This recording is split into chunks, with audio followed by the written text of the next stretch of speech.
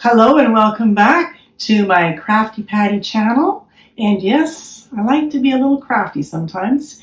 And in my last video, I was showing you how I did my little Crafty Patty toilet paper roll machine for multi strands of yarn hack.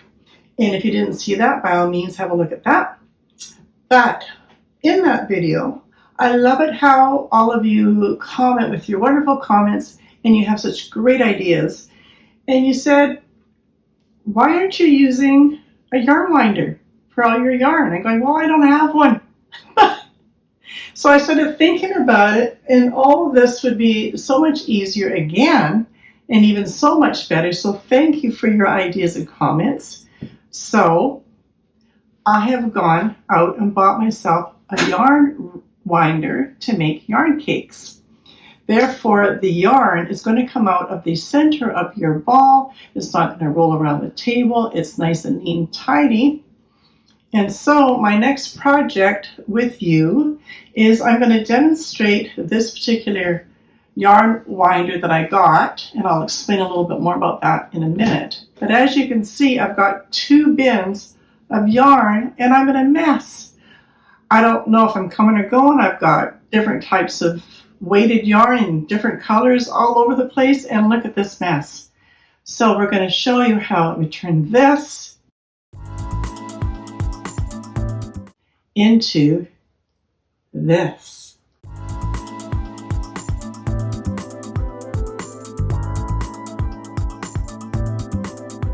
And as always, I will have a link to the supplies in the description box below the video. And in this booklet, it does have threading instructions, how to put it all together. Pretty straightforward, but I will show you as well. So I did do a bit of research, because you can pick up these for the manual ones, but you just use your winding method and you do it by hand. And the comments that I found and the reviews were not the greatest. People were having trouble with tension, and they just didn't seem to be working great. So I splurged and went for an electric yarn winder. Now, I'm not going to try to pronounce this word. That is the brand of the electric yarn winder I purchased. So it was pretty simple. It came with a little instruction booklet. And it's come with a screwdriver and extra screws. And all you've got came with 3 pieces, this, and the main unit, actually 4 pieces, and your electrical cord. So all you have to do is insert that into the slot, use your screwdriver that's supplied, and screw into this portion. That's all there was for that. And then this part for your yarn, you just match up the little slots here, give it a turn, and then that's ready to go. Simple as that. And this one can attach to any table that will allow it to sit on there. This one is working fine. Just tighten that one up. And then as you can see, the way they've designed this is that the hole for the yarn to go through is off the table edge, so it's easy to insert your yarn. What they do supply is similar to cell phone cording. Is you've just got this end that goes into your winder, and you will need some type of adapter that you can insert for your electrical. And this end just goes into your winder over here. And here's your on switch. And you can see it turning around. I haven't inserted any yarn yet. And then it will go up as fast as that. So let's add some yarn and let's see how this works. Let's start with this one and see what we get.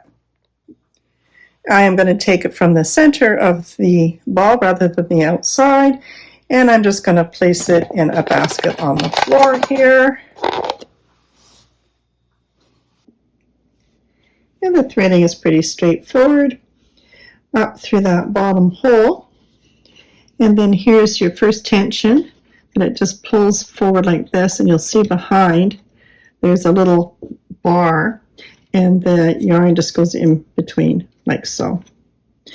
Then it comes up through that little guide there, and again there's going to be a little bar right there, and you tuck it in between that bar so it's going between the two like so. And then after that it's just a matter of, I'm just trying to get rid of some of the excess here. You can wrap it around the base here, and then there's just 2 slits in the top here that you just pull it through to make sure it stays in place. And then you just turn it on. And as we said before, there's our on switch. You can decide how fast you want to go. And what I like to do also is just hold my hand here in case you can see where I've got like a bunch of stuff happening here. I'm just going to clean that up and make sure that doesn't cause any problems, and then continue on.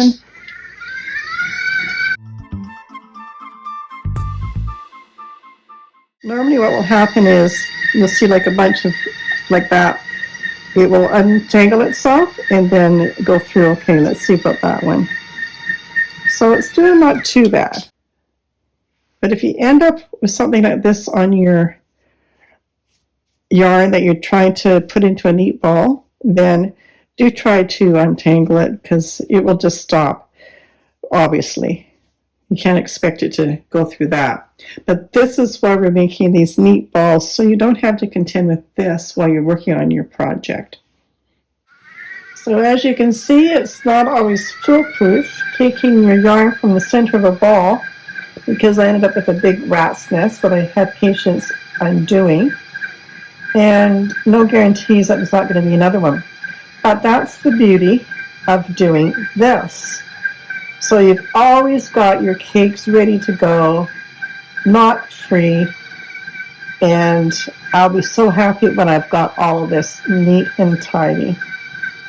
So I'm going to continue wrapping this one ball, and then I'll get back to you with some other types of yarn to see how they work.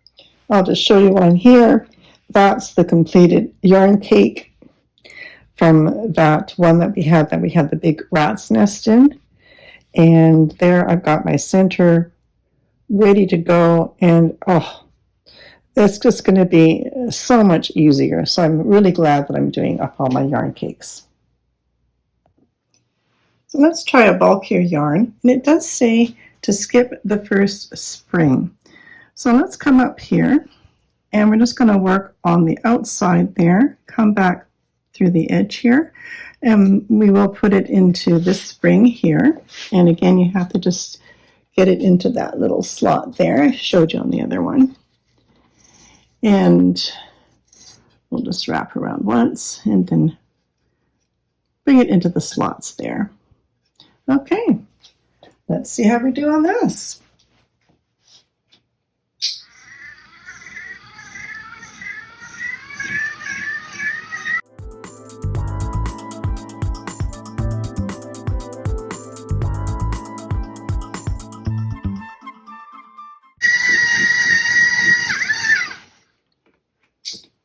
Just at the end of the ball here, so we'll just help it along a little bit.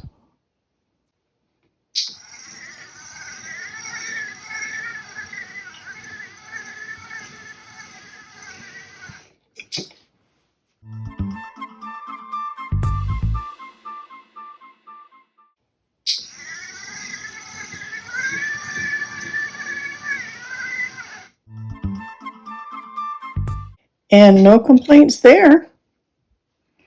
That wound up beautifully as well, and that was a thicker yarn. Again, we can just tuck that end in, and there's the center of our yarn. And how about something like this? What will it do with this? Bulky yarn, but it's kind of bumpy in some spots, then thinner in others. Let's see how it does with that. Again, I think I'm going to bypass that first spring, and we'll just bring it up into this one. And let's see how this one does.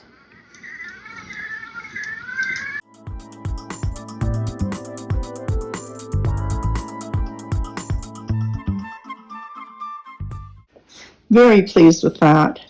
It had no problem with the different weight and the different thinness and thickness throughout that yarn. All right, I am going to continue to clean up my mess over there. Oh, and look at this. This just makes me feel so good. I know it's going to be easy to work with. Here's all my worsted yarn, all nicely wound into cakes. And then I've got all my bulky yarns over here. And by all means, if you're worried about losing your labels, you can just roll it up like I've done here and pop it into the center of your ball, and you have your yarn label if needed. So there you go. I'm in heaven.